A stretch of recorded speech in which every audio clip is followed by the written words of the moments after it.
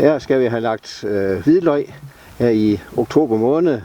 Så bliver det til fine store løg næste sommer. Og der graver jeg en rende. Ikke så forfærdeligt dyb.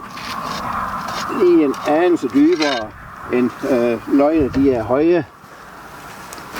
Og der tager jeg sådan et hvidløg her og deler i fed.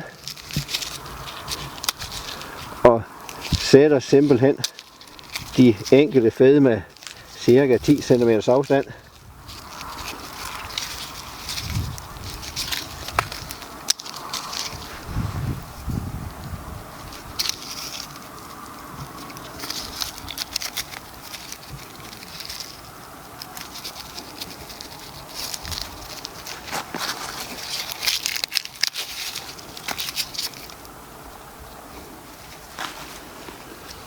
Og skraber jorden tilbage over den. Klapper lige let, trykker jorden sammen. Og det er det, der skal gøres.